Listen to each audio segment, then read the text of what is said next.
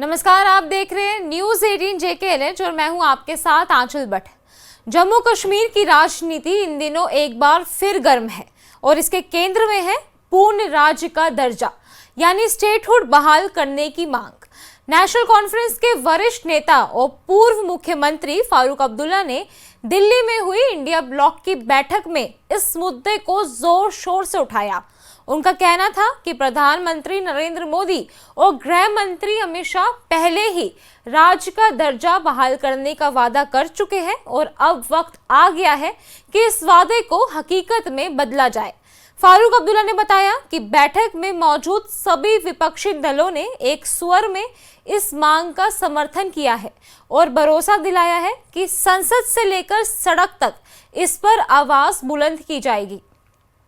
उन्होंने साथ ही ये भी मांग की कि राज्यसभा की खाली 4 सीटों को जल्द से जल्द भरा जाए और जिन 2 सीटों पर उपचुनाव होना है उन्हें प्राथमिकता दी जाए।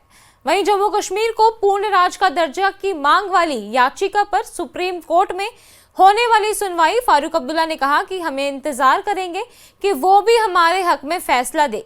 खुद प्रधानमंत्री और होम मिनिस्टर अमित शाह ने ये वादा किया है कि हम स्टेटहुड देंगे। मेरा अपना इनका था कि हमें स्टेटहुड के लिए बात करनी चाहिए, लड़ना चाहिए।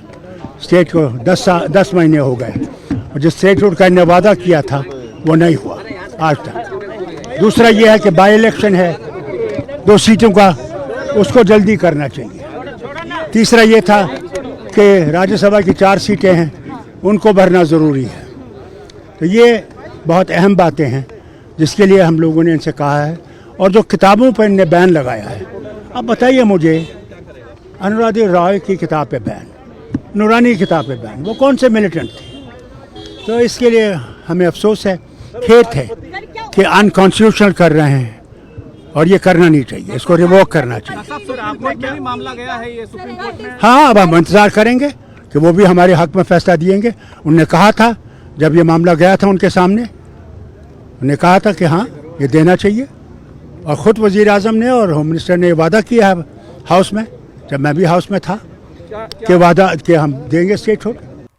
आपको बता दें कि इंडिया गठबंधन की ये बैठक लोकसभा में नेता प्रतिपक्ष राहुल गांधी के आवास पर हुई।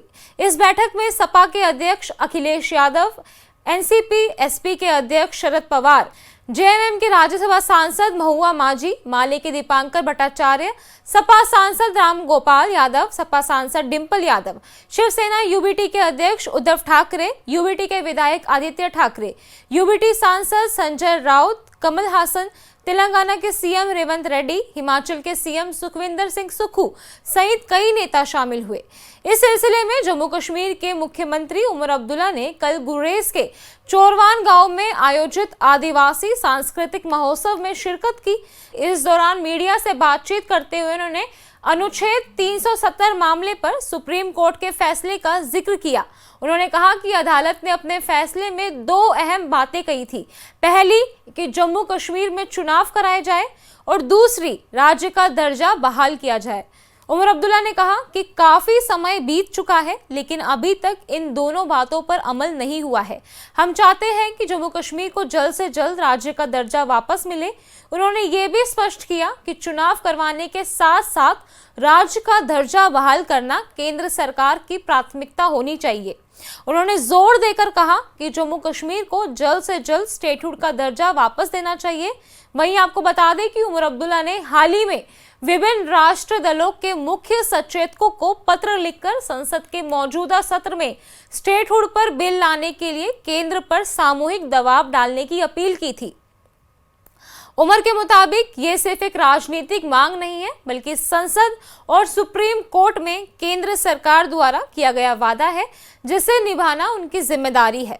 स्टेटहुड सुप्रीम कोर्ट ने जब 370 के मामले में अपनी सुनवाई के बाद फैसला किया, उसमें 2 अहम बातें हुई। एक, इलेक्शन के हवाले से उन्होंने कहा था कि इलेक्शन होने चाहिए, उस पर वक्त की सीमा लगाई गई। उन्होंने स्टेटहुड के हवाले से भी बात की, कहा कि जम्मू कश्मीर में एज सून एज पॉसिबल, बल्कि जितनी जल्दी हो सके जम्मू कश्मीर को रियासत का दर्जा वापस मिलना चाहिए। तब से लेके अभी तक बहुत वक्त गुजर गया है। हम चाहते हैं कि जल्द से जल्द जम्मू कश्मीर दोबारा रियासत बने। चलिए अब आपको बताते हैं कि फिलहाल जम्मू कश्मीर के पूर्ण राज्य के दर्जे पर आज सुप्रीम कोर्ट में सुनवाई होनी थी, जो कि अब 14 अगस्त के लिए तक टल चुकी है। जम्मू कश्मीर स्टेटहुड मामले को लेकर सुप्रीम कोर्ट अब 14 अगस्त को सुनवाई करेगा। इस पूरे मामले को लेकर सुप्रीम कोर्ट में याचिका दाखिल करने वाले खुर्शीद मलिक ने न्यूज 18 से एक्सक्लूसिव बातचीत की। खुर्शीद मलिक ने कहा कि आखिरकार शॉर्टेस्ट टाइम क्या है जब जम्मू कश्मीर को पूर्ण राज्य का दर्जा दिया जाएगा। हम चाहते हैं कि सुप्रीम कोर्ट इस मामले में समय सीमा तय करे और ये वादा खुद केंद्र सरकार की ओर से किया गया है। जम्मू कश्मीर को पूर्ण राज्य का दर्जे देने से जुड़ी याचिकाएं सुप्रीम कोर्ट में लंबित है। 8 अगस्त को इस पर सुनवाई होनी थी, लेकिन अब इसे 14 अगस्त तक के लिए टाल दिया गया है।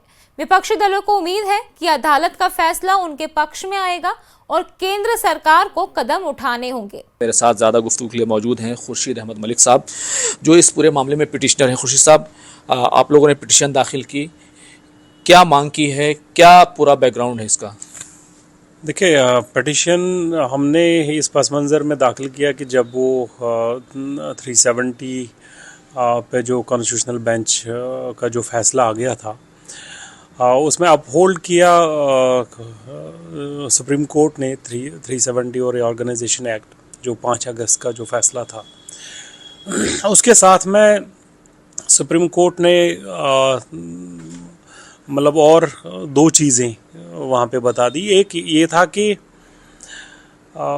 इलेक्शंस की अगर यूटी मतलब जैसे कि एक एरसवाइल स्टेट अब जम्मू एंड कश्मीर को 2 यूटीज़ में डिवाइड किया था, लद्दाख और Jammu and Kashmir, Ladakh without legislature और जम्मू कश्मीर विथ लेजिस्लेचर। लेकिन सुप्रीम कोर्ट ने उस वक्त जो ऑब्जर्वेशन लिया है कि लेजिस्लेचर का मतलब है कि then you should hold the elections, और उसमें एक टाइम फ्रेम उन्होंने किया अपने ऑर्डर में। उन्होंने क्लियरली लिखा कि elections in the UT of Jammu and Kashmir must be held before 30th of September। उसमें टाइम लाइन उन्होंने किया, और उसके साथ में जो था कि statehood shall be restored at the earliest as soon as possible. मरकजी हुकूमत की तरफ से कहा गया था। जी, मरकजी सरकार को वो एक मतलब डायरेक्शन दिया था कि एक तो इलेक्शन कमीशन को था, दूसरा गवर्नमेंट ऑफ इंडिया को था। चलिए अब आपको बताते हैं कि स्टेटहुड की मांग आखिर क्यों। नेशनल कॉन्फ्रेंस का तर्क है कि राज्य का दर्जा खत्म होने के बाद जम्मू कश्मीर के लोकतांत्रिक और संवैधानिक अधिकारों पर आघात हुआ है। पूर्ण राज्य का दर्जा होने पर प्रदेश की अपनी विधानसभा और निर्वाचित सरकार होती है, जिससे स्थानीय मुद्दों पर तेजी से फैसले लिए जा सकते हैं। वहीं वर्तमान में कानून व्यवस्था और कई अहम शक्तियां केंद्र के पास है, जिससे एनसी को लगता है कि उनकी आवाज कमजोर हो गई है। वहीं एनसी का मानना है कि निर्वाचित सरकारें स्थानीय जरूरतों को बेहतर ढंग से समझती हैं और पूरा भी करती हैं। चलिए अब आपको बताते हैं कि उमर अब्दुल्ला को इस वक्त किस किस का समर्थन मिल रहा है। उमर अब्दुल्ला की अपील को कांग्रेस, नेशनल कॉन्फ्रेंस का समर्थन तो मिला ही है, साथ ही पीडीपी ने भी समर्थन दिया है। हालांकि पीडीपी उमर अब्दुल्ला की सरकार को क्रिटिसाइज करने का कोई मौका नहीं छोड़ती, क्योंकि पीडीपी का कहना है कि उमर अब्दुल्ला की सरकार ने वोट 370 यानी आर्टिकल 370 वापस लाने के लिए थे और अब वो अपने एजेंडे से दूर जाते नजर आ रहे हैं। पार्टी प्रमुख महबूबा मुफ्ती भी इस समय दिल्ली में है और स्टेटहुड बहाली की मांग में फारूक अब्दुल्ला के साथ नजर आ रही है। वहीं से पहले कांग्रेस अध्यक्ष मल्लिकार्जुन खड़गे और विपक्ष के नेता राहुल गांधी ने भी हाल ही में प्रधानमंत्री नरेंद्र मोदी को पत्र लिखकर इस मांग को दोहराया था। तो इस वक्त फारूक अब्दुल्ला और महबूबा मुफ्ती भी दिल्ली में हैं और स्टेटहुड को लेकर भी फारूक अब्दुल्ला ने दिल्ली में हुई इंडिया ब्लॉक की बैठक में जम्मू कश्मीर को पूर्ण राज्य का दर्जा देने का मुद्दा उठाया। फारूक अब्दुल्ला ने बताया कि इंडिया ब्लॉक के सभी नेताओं ने कहा है कि पूर्ण राज्य के दर्जे की मांग पर सभी पार्टियां समर्थन करेंगी और अब हो सकता है कि संसद में भी जम्मू कश्मीर के स्टेटहुड की आवाज गूंजे। वहीं जम्मू कश्मीर में एक बार फिर पूर्ण राज्य का दर्जा यानी स्टेटहुड बहाल करने की मांग तेज हो गई है। इस मुद्दे ने राजनीतिक गलियारों से लेकर आम लोगों तक हर स्तर पर बहस को गरमा दिया है।